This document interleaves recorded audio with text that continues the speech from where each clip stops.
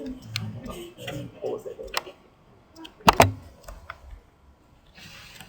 Hello. This is quite weird. I haven't spoken in front of you for such a long time. This is really nice. When have I ever been shy? So like Josh said, we're trying to do a bit of a refresher, trying to get a bit more consistent messaging in how we're dealing with visitors. So some of this, a lot of you already perform, a lot of you are already doing, but we wanted to go into a bit more detail about things from our side and what we do. Josh will be talking about accidental damage and the processes that we actually go through in terms of that. Katie, Head of Communications and Marketing, is also here, and she's going to talk through our messaging as well. I'm going to mostly be concentrating on you guys and what we expect from you and what you need to do when you're in the galleries, and we're just going to do a little bit of a refresher. We're going to be talking about very different situations and how to deal with those. So let's get started because we have a lot to go through. Okay. So, security versus customer service. This is a really hard balance for all of you, which you all manage so beautifully. There are two roles within the museum which you have to balance the whole time, and that is welcoming all of our visitors, informing our visitors, engaging them. But whilst you're doing that, it's always keeping one eye on the collection and make sure that it's kept safe and nothing happens to it, and people are behaving in the way they should within the galleries. The important things to note before you start your shift, the reason we have you come in 15 minutes before is not every day, but most days we have to get a lot of information across to them. So it's really important that everybody is on time, ready to go, been to the toilet, had their glass of water, ready for the briefing, because as soon as those doors open, we should not be opening the front doors until every single one of you is in place in the position that the duty manager has put you in. That is absolutely vital. Everybody needs to be in place in the galleries before we even open the doors. Once then in the galleries, it really is down to you to remain there unless you've had a conversation with the duty manager about moving around or swapping galleries, if you need to take a comfort break with medical support. But it's really, really important. We will go on a bit later to talk to you about why that is so important to us.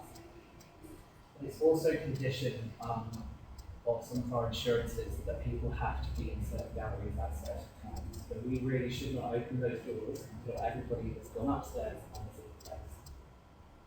Striking the right balance, and this is like what I said before, it's really hard to strike that kind of balance of constantly keeping your eye on the collection and being nice to everybody. And some people may want to talk a lot, some people don't want to talk at all.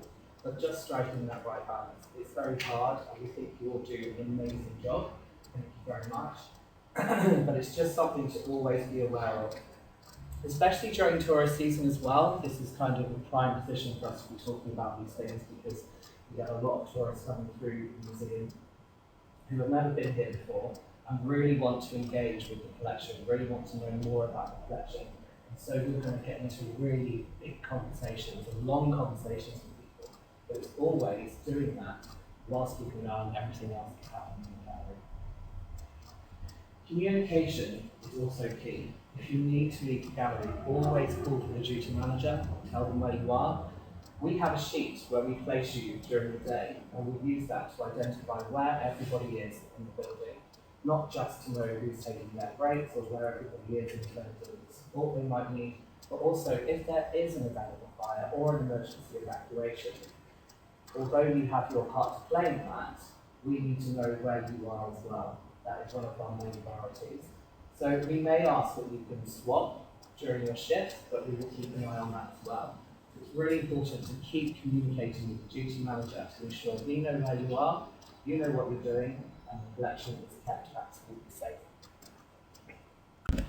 Okay, on that balance and communication, I just wanted to put this up. Why do people go to museums and galleries? I'm sorry, when we reformat it all went.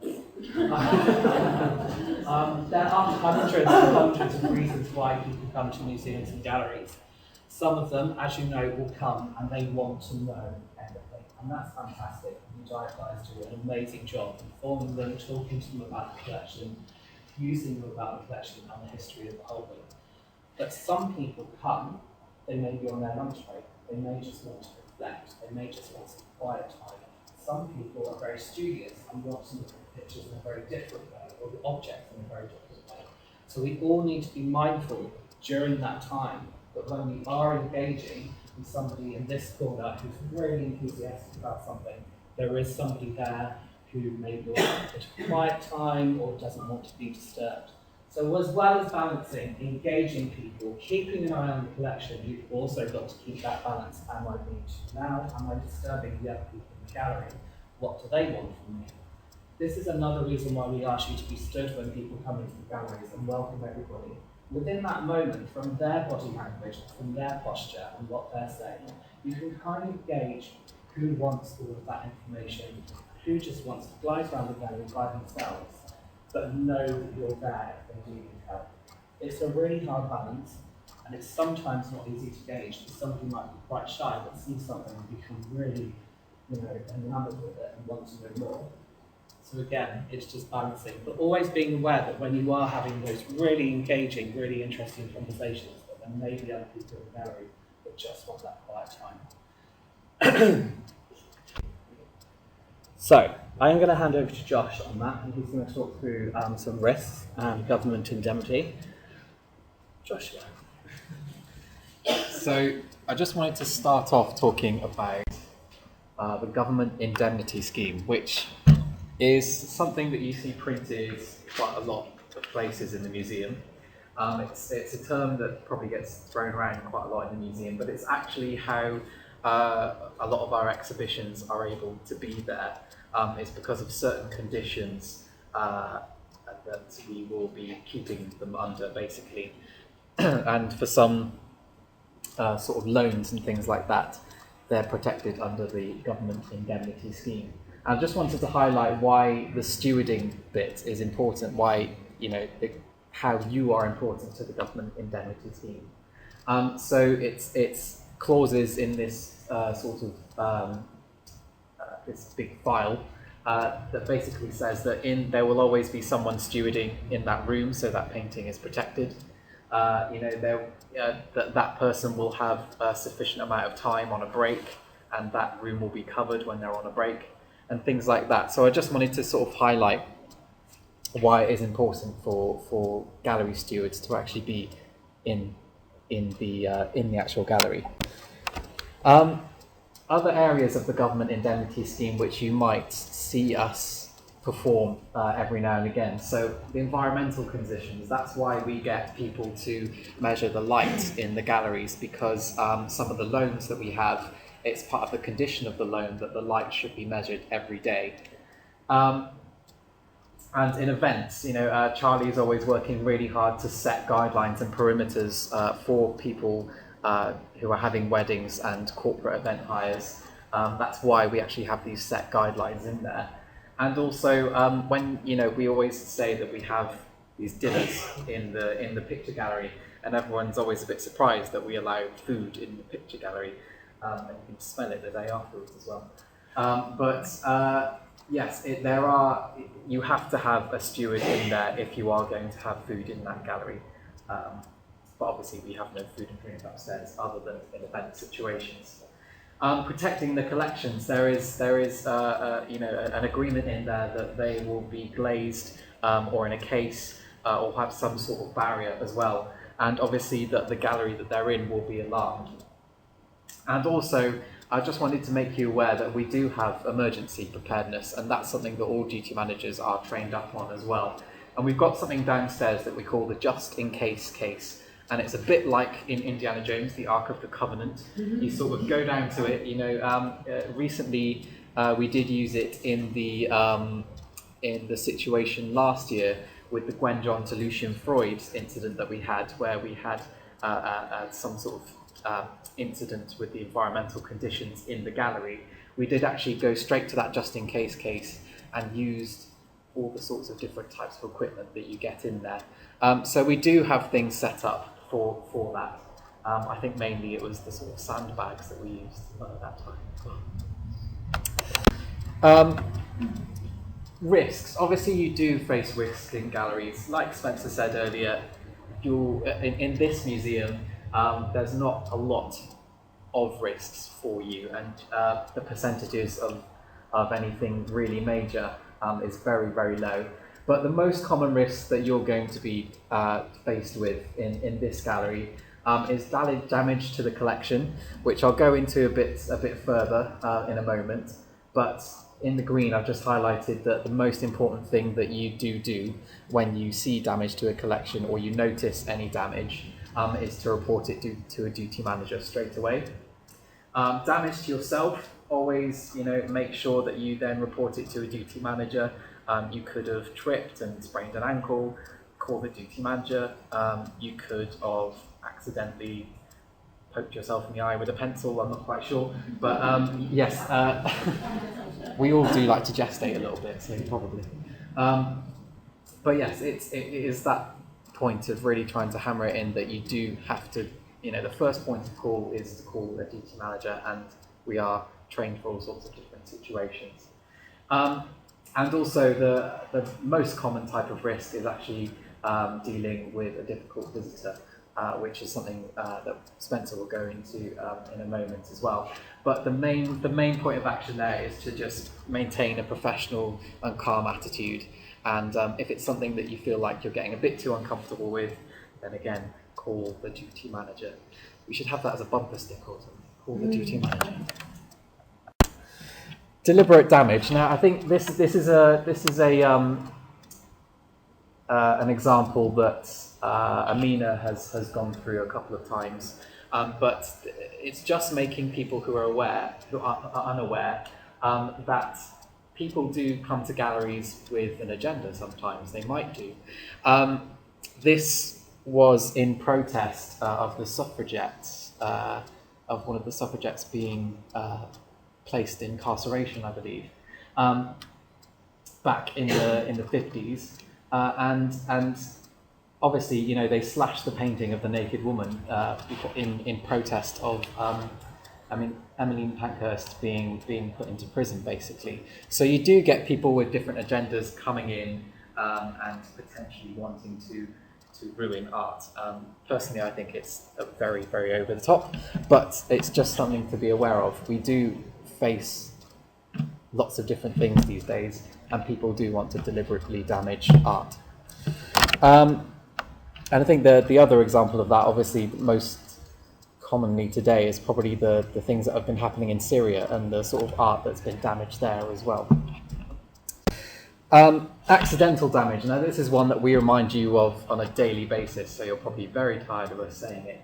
But obviously, no bags on backs, that's a big no-no, and that's actually something in recent months that has caused accidental damage to paintings. And obviously, no food and drink upstairs at all.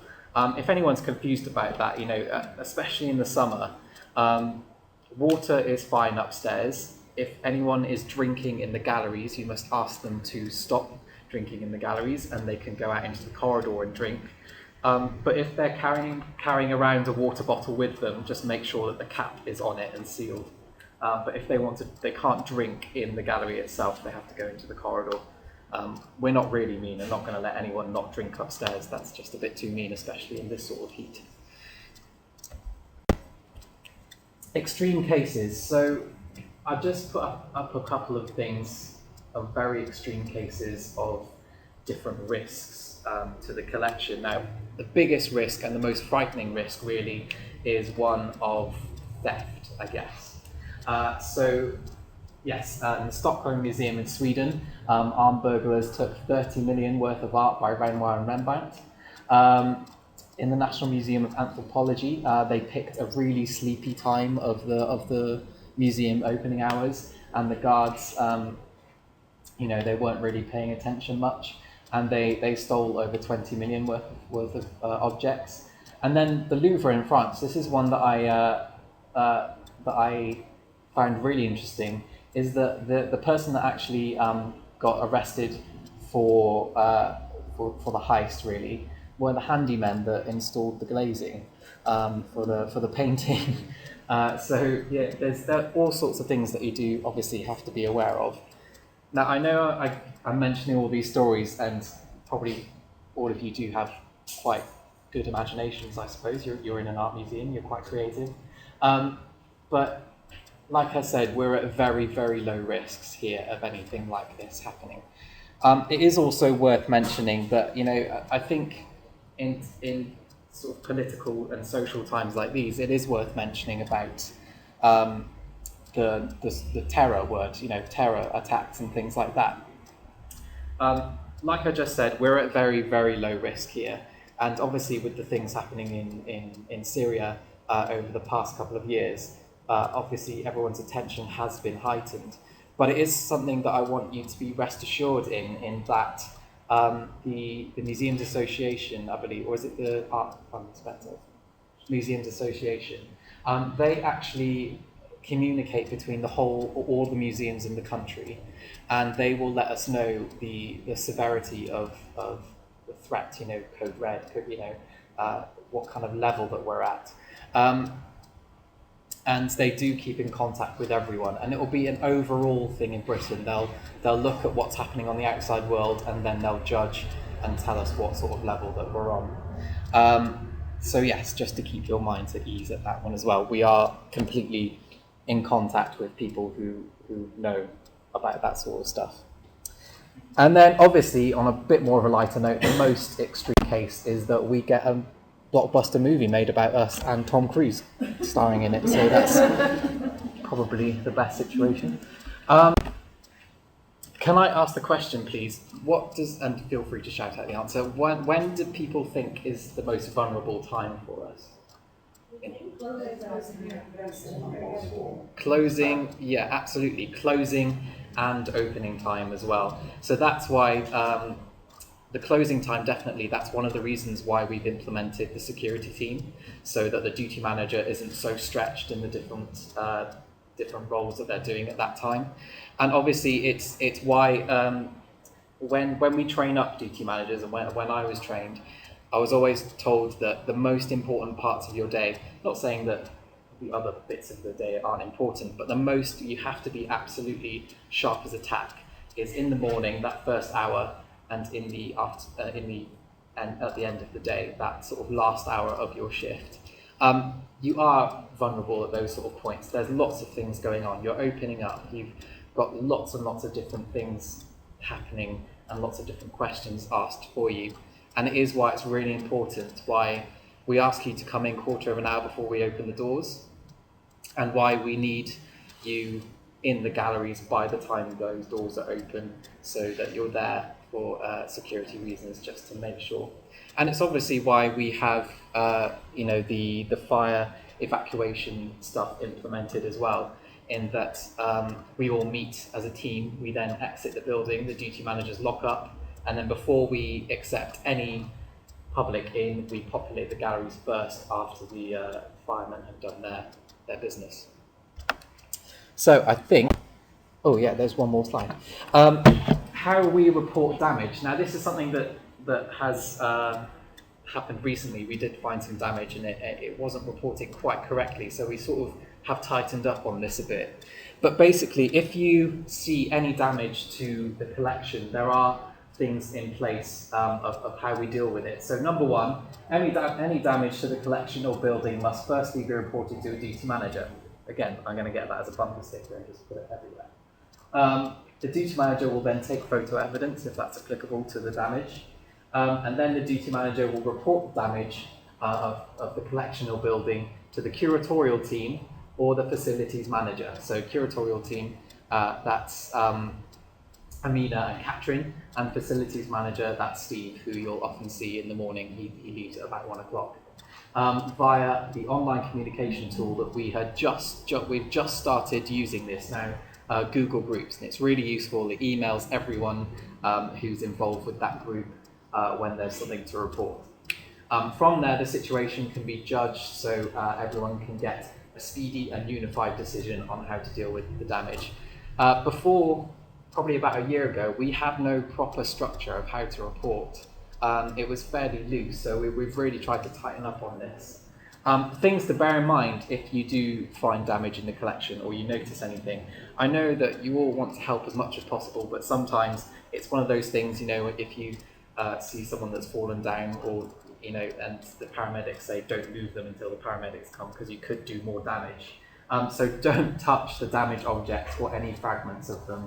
And in case of a very serious sudden damage, for instance, the roof caving in from all the rain that we sometimes have, clear the area around the damaged object if possible, evacuate the gallery, and if not possible, wait for the guidance of a duty manager to set up a barrier around it. It could actually be something as simple as a vase being dropped and smashed everywhere. I would call that a serious and sudden damage, which then affects a big area of the gallery.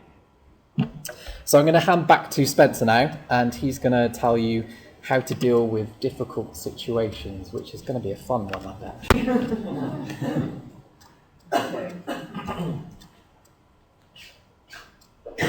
So in the most part, we all have lovely days here, and we all have lovely visitors, and when we come back downstairs after a shift and feeding back to us, in the most part, you're telling us what the day you've had, what lovely people you've had in. But as we all know, everyone that works in any kind of visitor-facing role will come up against that one person who is just not happy about the situation.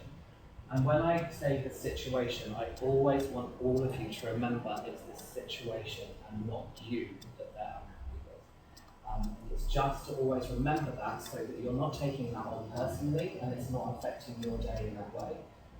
We want you all to have a really lovely time, and for the most part we all do have a lovely time, which is brilliant. Therefore, we ask that you never leave yourself in a comfortable position. If somebody comes to you and they have a complaint, or they're a little bit grumpy, always do call for support. Never try and deal with that situation entirely yourself, because we don't want to put that on you. We don't want you to have to take that on. We don't want that to ruin your day, and it just means that somebody is there to support you to ensure that we're getting the messaging correct. There is a fact that studies show that visitors who have a good time may leave and suggest a visit to maybe one of their friends or two of their friends. If they have a bad time or a negative experience, they will likely go out the door and they will tell everyone. That is what we're up against.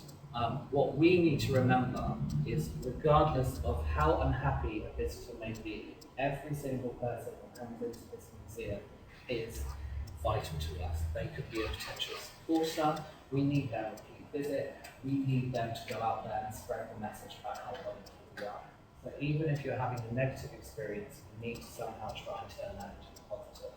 So even if somebody has really ground you down, we have to remember how important they are to us. This fact is kind of a little bit redundant now, I think, now that we live in a world of social media and TripAdvisor. Because if someone has a negative experience and they put that on TripAdvisor, that goes out to millions. So the gravity of social media and TripAdvisor now is huge. So if we are having a difficult situation, or if somebody has a complaint, please always call the duty manager immediately. Because if they bring the duty manager along, there is a way that we may be able to turn that around. So when they leave, whatever their complaint or whatever they're disgruntled about, we may be able to turn that around and make sure that they leave the building happy or happier or not so grumpy. One of the three is always good. Top tips of how to deal with visitors. I think the first thing, like I said before, it's don't take it personally. If they've come to you with a complaint, it's not going to be about you, it'll be about something that's in the gallery, something in the cafe, the heat, whether it's too cold, the fact that there's not enough information on the artists and the exhibition, because it's too heavily loaded with what the paintings are about, but that was our vision and how we wanted to move forward with it. Remember, it's not you that they're complaining about, so therefore, you have the control in the situation. By staying really calm and with a smile on your face, you will always remain in charge of the situation and have control in the situation. Listening before saying anything, displaying empathy, but never agreeing with them. Please don't agree with them. And the other thing to do is please don't disagree with them, because because that's just going to send them off on another tangent. The best thing always to do is identify really what their issue is.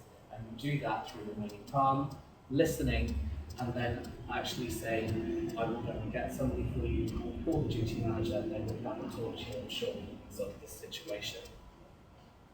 Please don't apportion blame by agreeing with them.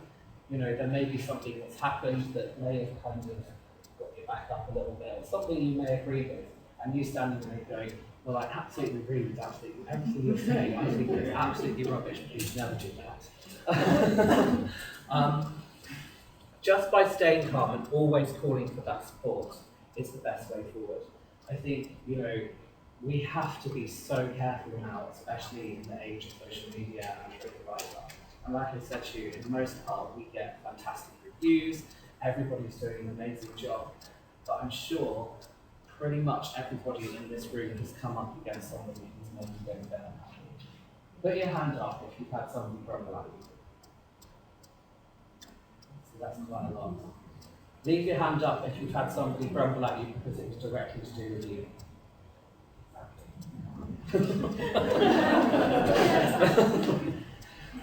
So always take that on board and always call for help. Never agreeing with them, never disagreeing with them, showing empathy, just being open and listening to what they have to say is always the best way.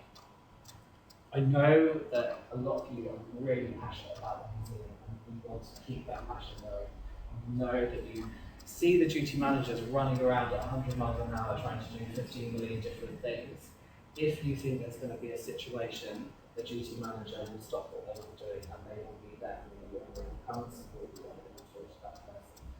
I know you want to protect the guys just as much as they want to protect you, but it's really important that you say, no, actually, this is for the duty manager to do and let them deal with the situation. At that point, we're going to stop the boring stuff and get onto the good, juicy stuff.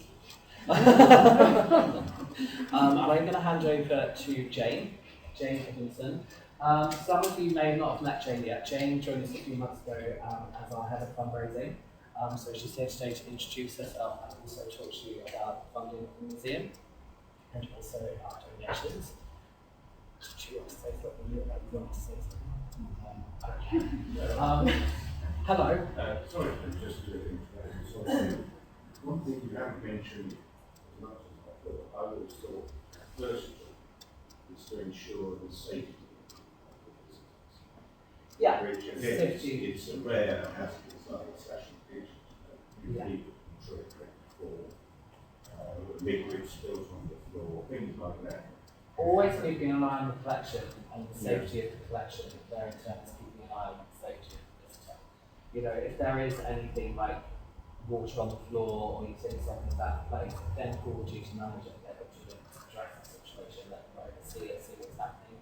It could be that we're going through to install or install of an exhibition, so things do appear on the top floor, on the middle floor that may not be should be there, but let them kind of assess the situation and how to move forward with that. But yeah, again, it's just that communication thing, always communicating with the duty managers through each other. Jane.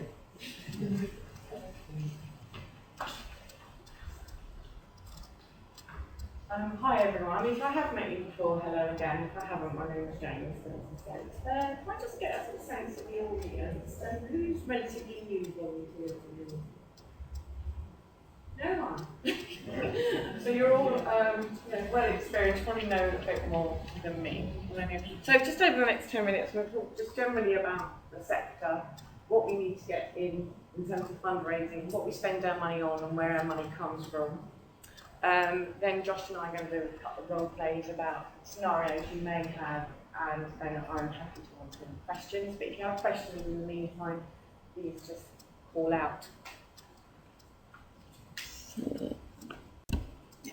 Okay. So this is me. So warning to you all, don't get your hair permed just before graduation. So I did an applied sociology degree and I went to, as part of Erasmus, I know we have Erasmus students here. So yes, it was going 25, 30 years ago, Erasmus is still going. And I went to Leipzig which was in former East Germany, just about 3 or 4 years after the Berlin Wall came down. And as such, they were building up the infrastructure for their voluntary sector. So before that, they had no real voluntary sector because obviously government did everything on socialism. So that's what happened, and that's what really got me into working for the voluntary sector. I really like the ethos. I've been working out in Germany. I was volunteering. When I come back, I thought that's the kind of sector I want to be in. I want to make a difference. So just giving you a few statistics. In the sector as a whole, there's 170,000 charities. So that's organisations from the great national charities such as NSPCC to our museum. And in most of those charities, someone will be employed, like me, to generate income.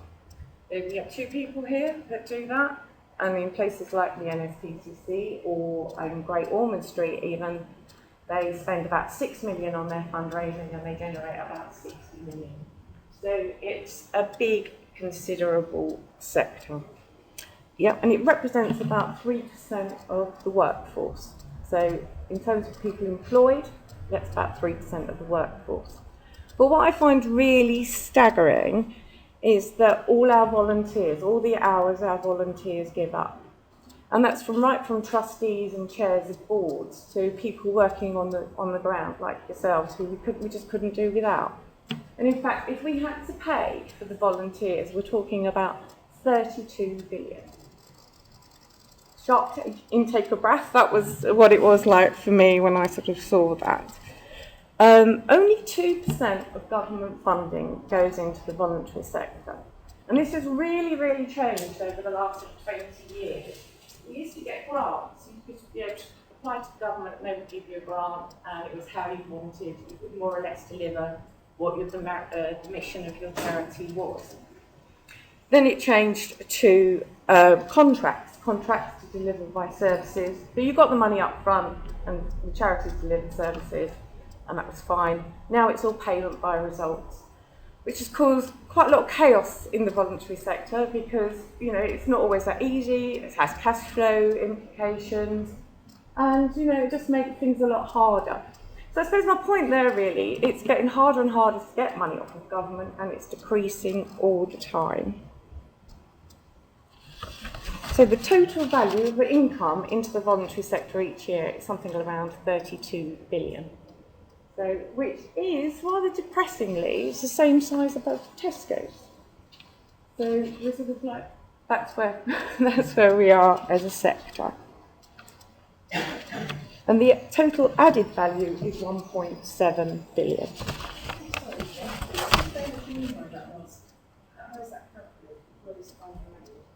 The gross value added? Well, the income is probably the fundraising income. So this is what it adds to the economy. So I suppose if you take, so that's what the income and then what it costs to deliver those services, what you've got left over is 1.7 billion. Oh, 11. Yeah. So when we talk about GDP and production, that's kind of the voluntary sector equivalent. To be honest, I don't know how that is calculated.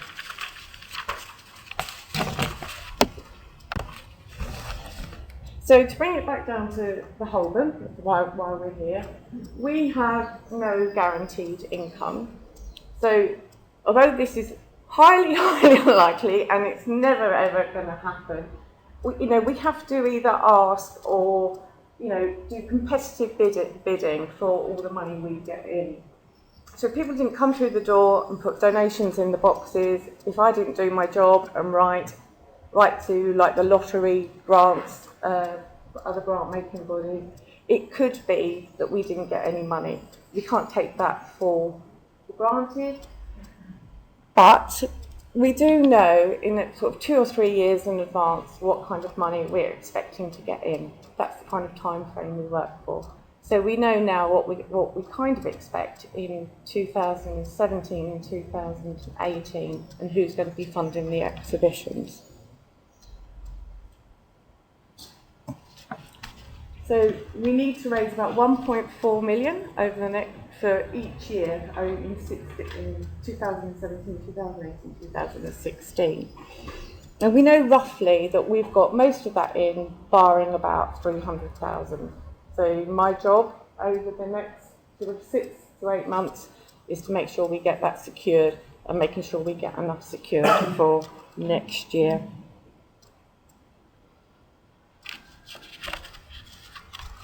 Which leaves me with a fundraising target of about 650,000. As I said, there's 2 of us in the development team. I don't know, has everyone met Ollie? Yeah. So Ollie looks after our memberships and patrons. They're very key supporters to us, and he also does the liaison with the friends, and I spend my time doing the grant stuff. So we get trusts and foundation. Trusts are the bread and butter of most charities. They're set up to give their money away, unlike companies, which you have to do a bit more of a convincing job on. And then we get money from the lottery, Arts Council England from their project funding. And obviously Arts Council England is the mainstay of a lot of arts organisations. And then the other side of that is the commercial income, which is not a great deal of difference in really in percentage terms. What we're working towards as an organisation over the next 2 or 3 years is sort of balancing that out a bit more. So we're going to earn more income rather than this situation where it's not guaranteed and we're continually competitively bidding.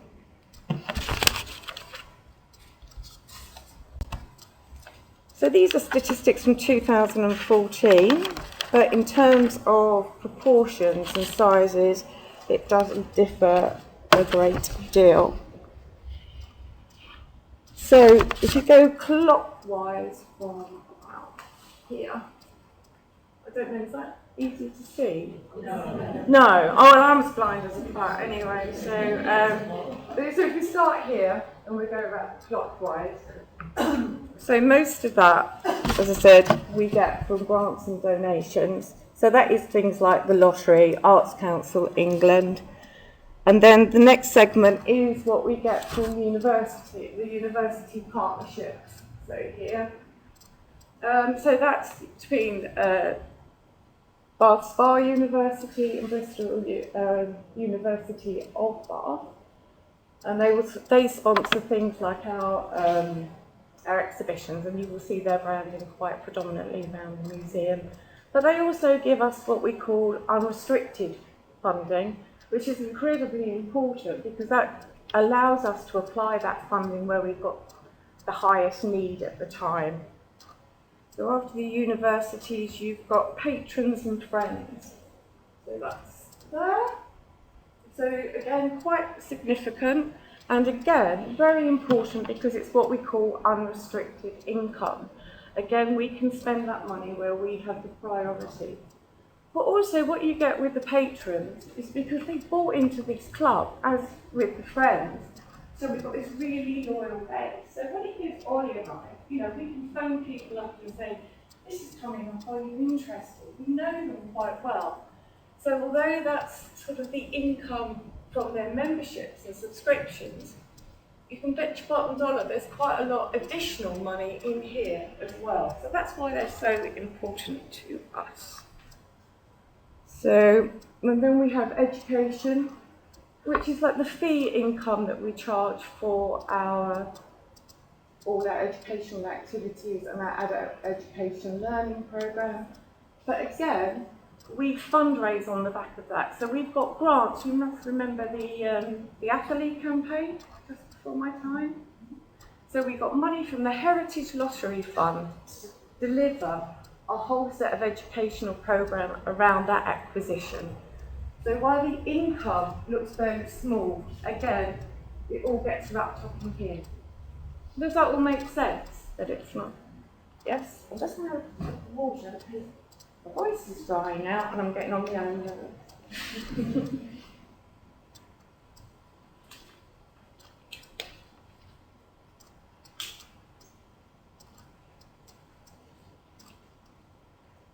Then after education, we've got exhibition income, And it costs us, it can cost between 70 and 80,000 to put on an exhibition. And we're probably looking at getting about half of that in terms of sponsorship. So it's an incredibly expensive business. It's not just all the interpretation and the repainting of the rooms that we have to do. But if we borrow, obviously there's higher insurance costs, lending costs, transportation costs, and sometimes that can fluctuate right till the last minute. So it's quite sort of difficult to make a precise figure on it. And then we have business sponsorship, so we have corporate members. As I say, this is from 2014, so I think that's probably slightly less now. And we're looking at how we can change our offer to business. And also, we're very mindful of, like, if on one hand we're having, a charity saying we've got corporate membership, but we're trying to build our commercial income side, we have to be very careful that we're not competing against each other. Does that make sense? And then after that, we have our commercial income. So you can see we're very, very reliant on fundraising, not quite guaranteed income.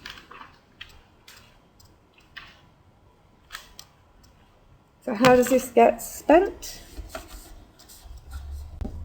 I guess you can't see that either, no? And I've gone up slightly down. Okay, so this is museum activity. So that's looking after the collection, doing the conservation work, doing research for the exhibitions. It probably does also include most of our salaries and overheads. And then here is what the building costs us to run. So not the sexiest of stuff to fundraise for. It's probably things still like you make basic maintenance, your gas bill, your electricity bill, but really essential if we want to keep the museum, collection free to enter so everyone can enjoy that.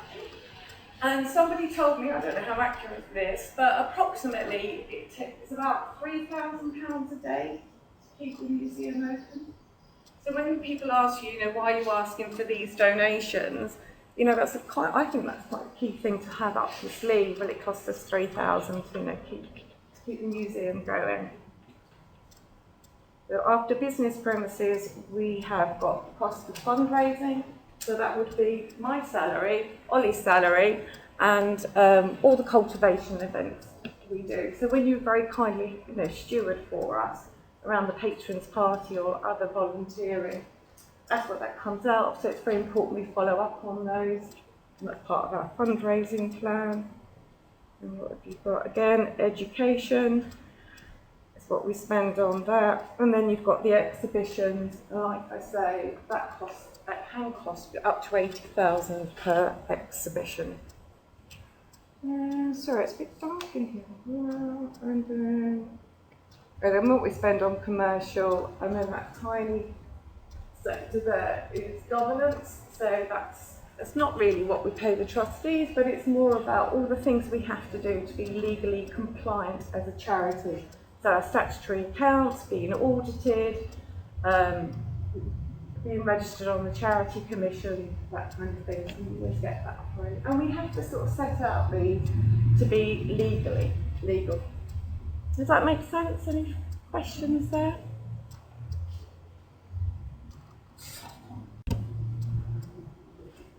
Okay. So just going to have a quick interlude from my voice with Katie.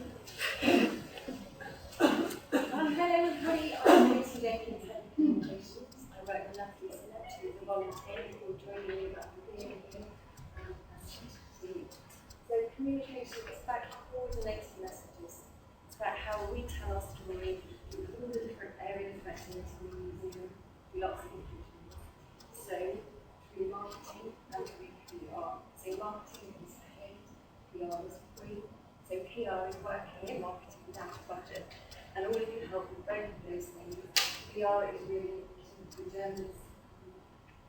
It's the value to the museum is £1 million a year in terms of PR. We can never afford to pay that cost. So it's really important. And thanks for everyone who completes questionnaires, because the feedback from that helps small budget, I do have more success. So the things that we have control over, 3 times a year we produce a what's on flyer, which is our regular activity. So we've just swapped over, so we're now in Stubbs, we've left impression zone. So you probably have seen in the museum the new signage, everywhere, animals everywhere, which is quite changing. We've got flyers and leaflets, and working in partnership with other organisations. You can see marvellous museums and that marvellous museums partnership. So lots of things in different ways. And our 100 years here this year. Please do have a look at the balloons on the left. We've got our timeline of the last 100 years celebrated there. So lots of print, I produce adverts. It can be anything from the big banner at the front to please keep the local reviews at the back gate. So it's just every new activity within the museum. Advertising, as I said, it is a tiny budget, so it needs to be spent wisely as it to widely at the same time. PR, working with our local, regional and national media to place the museum in this activity. And we do that through that really art critics who to review our exhibitions. They can get an interview with them in Scotland, so they can do a follow magazine, or story pieces. So a really lovely example this month is the Bath magazine, where we've got at least half a dozen mentions hitting in different areas of our activity. So we've got our book of the month for our new poetry anthology, so we've got mentions of the shop, we've got our cafe on the exhibition on that learning.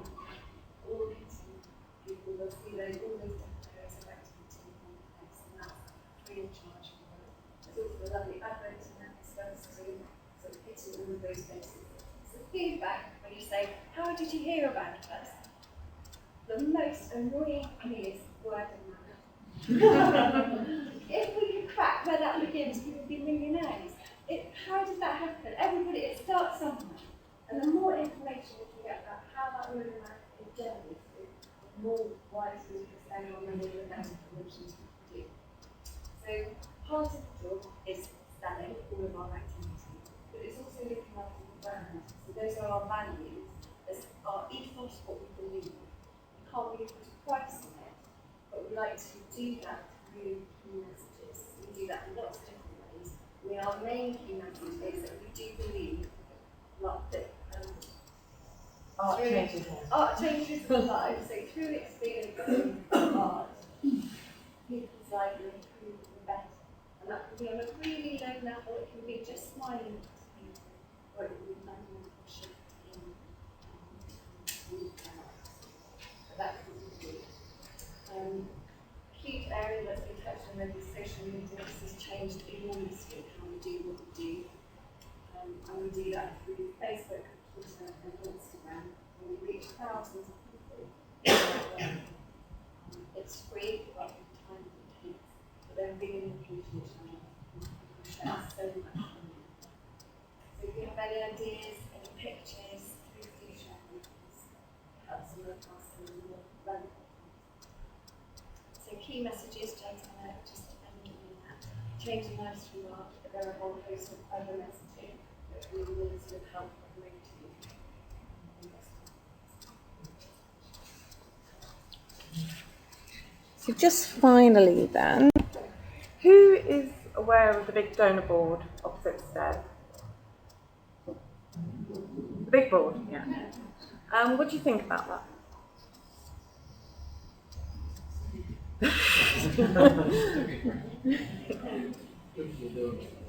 Yeah, it's old. It is very old.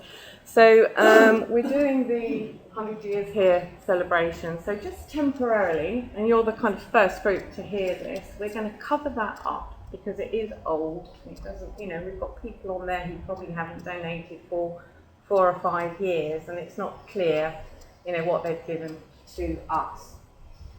So we're going to cover it up with these key messages. Now, they are quite long. So, if people haven't got the patience and they ever come to you and sort of say, well, what are the key things? And this is all about why we need support. My my donors and my supporters, they always want to know, well, what are you going to spend the money on? You know, so as Katie said, the key thing is, you know, we're changing lives through art.